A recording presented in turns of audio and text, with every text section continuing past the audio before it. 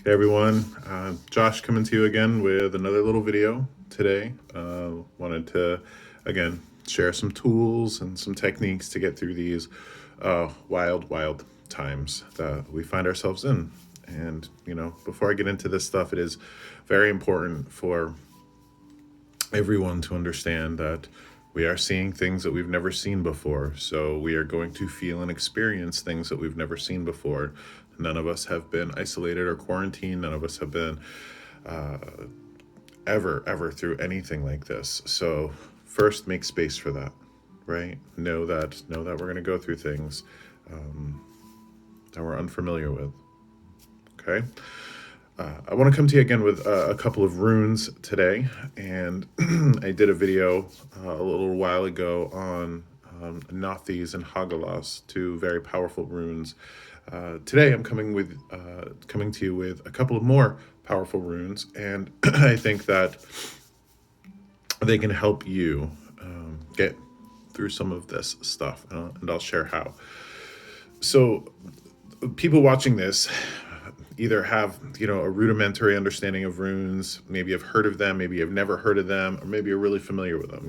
Anybody watching this video could run any of that gamut. So what I tell people runes are ancient symbols and alphabet from Northern Europe, where basically all of my DNA came from, right? So I know that I had ancestors who used them to whatever extent. But primarily, they're a mode of communication, an alphabet. And they're an alphabet like ours is in the way that you can write and spell with them. There's 24 different symbols, three sets of eight, okay? But they're also symbols like Hebrew letters or hieroglyphics of Egypt, in that each of the symbols represents different ideas or concepts. Now, there are several different pieces of lore or myths, very significant poems, lengthy poems around the runes.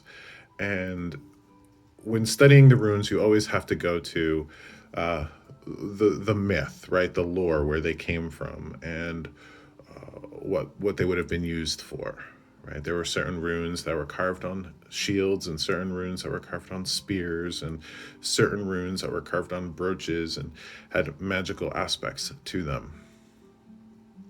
But you always start with the lore and the myth and the poetry. You go from there. And then what I tell people is, just like any other divinatory tool, tarot or bones or reading tea leaves or anything like that, that you develop a relationship with them. And the best way to do that is to journal. Pull a rune in the morning, pull a tarot card in the morning, jot down the common meanings of them, and then go throughout your day looking for different patterns. And this is a good way to help develop your intuition. So you're watching for different patterns and seeing how things unfold throughout the course of the day. Now, the first rune that I want to talk to you about is actually connected to Hagalas and Nathis. It's Isa, and this is the rune of ice. And I'll show it to you right here. It's very simple, just a line, and it's where we get the letter I from, I believe. But this is ice. This is stillness. Okay. This is frozenness. This is ice in its primordial sense. Now, the way Isa works, right? Again, there's common conceptions, and then you have to work with it to see patterns and what have you. Isa is very powerful, and there's a lot of myth around ice, right? Especially in the Norse mythology, because the universe, or the world tree, or creation, if you will, was created from ice and fire when frost and fire met, right? Creation happened from there.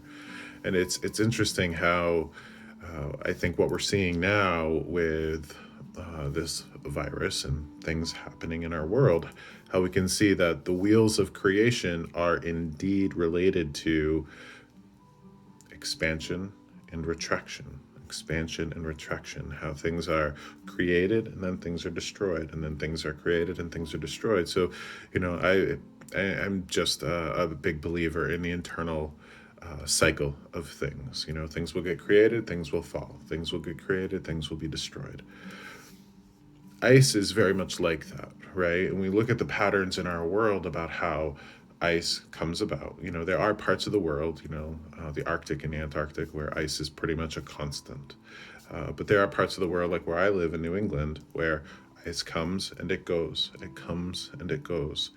And ice is very strong. The only force in this universe that would ever combat ice is the sun, right? It's fire or heat, but essentially the sun.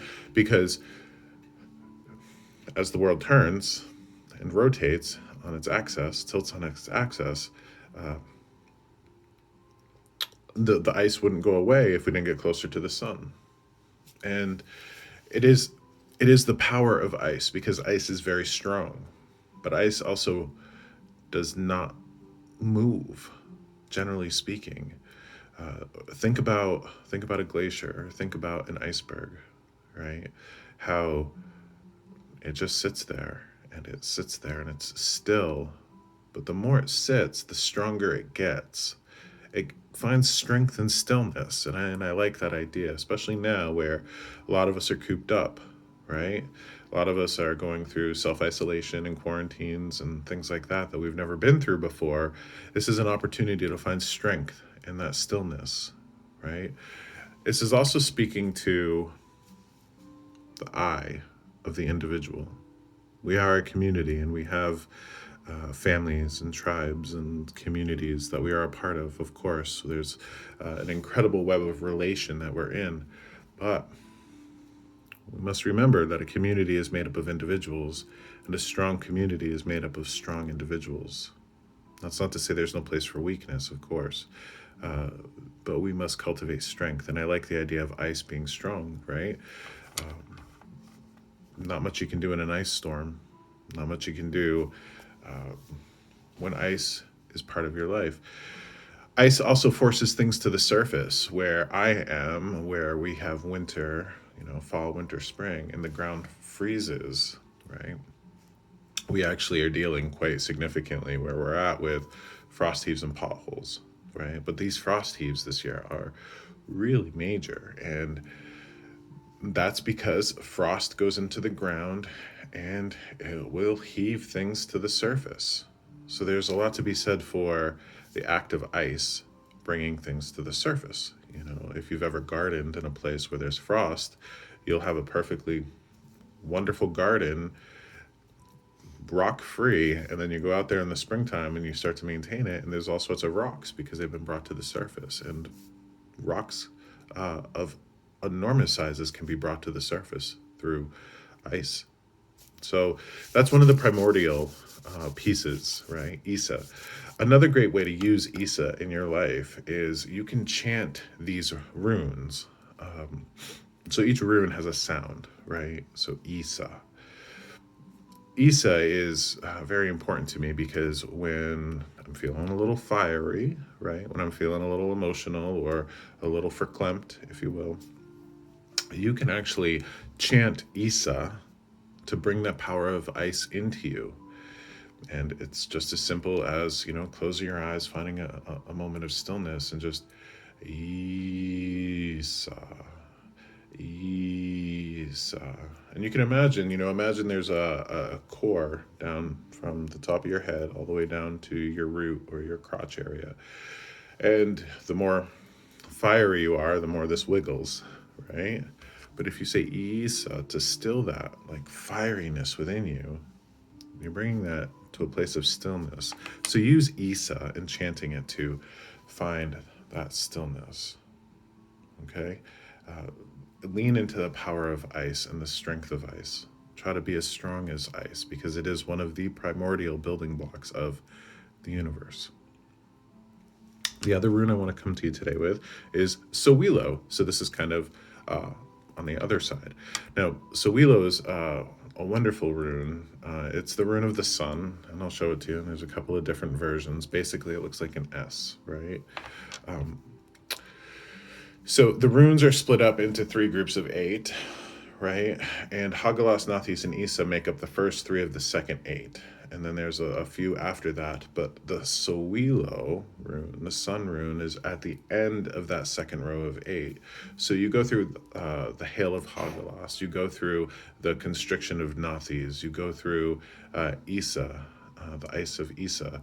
But once you go through the rest of those runes and you get to the end, you get to Sowilo, right? Sowilo's the sun. The sun always comes back out.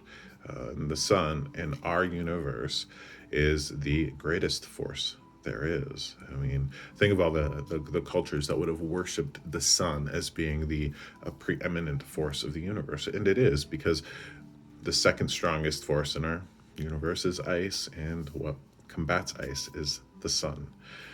So Sowilo is the rune of power, it's the rune of victory, it's the rune of success, it's the rune of strength, right? It's the rune of the sun, it's that very solar energy.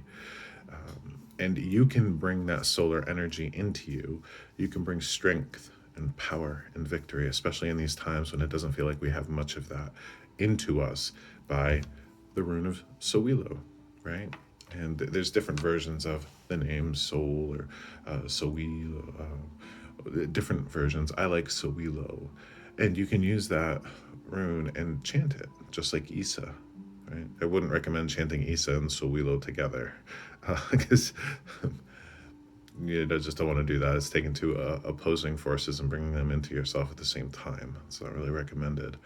But I would highly recommend, in times where you feel like you need strength, in times where you feel like you need to fight, in times when you need victory and power, to chant Sowilo. Another thing that you can even do is, instead of finding time, Isa is something where you sit still. Isa, Isa, right? You can make Sowilo into a dance. So, if you're comfortable being outside or in your home, and, you're not embarrassed, or maybe you need to close the shades or what have you, if you have drums or rattles or anything like that, Sowilo, Sowilo, Sowilo, you can use that word over and over and over again, and some ecstatic movement and some dancing to kind of bring that solar energy into you, to liven yourself up, to bring that fire of the sun into you.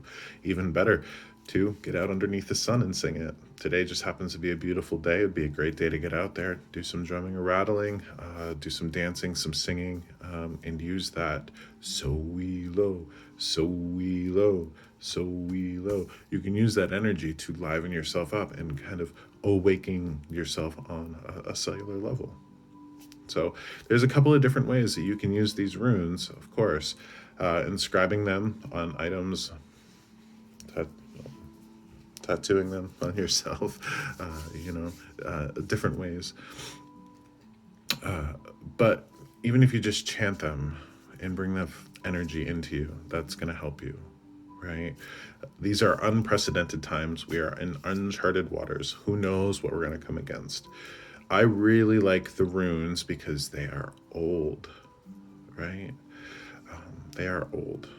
And I think we've lost a lot in this world from the old ways. And that's not to say that we shouldn't have medicine and technology and all of that. That's not that. We need to bring the strength of the old ways into us. And I love runes because they're old.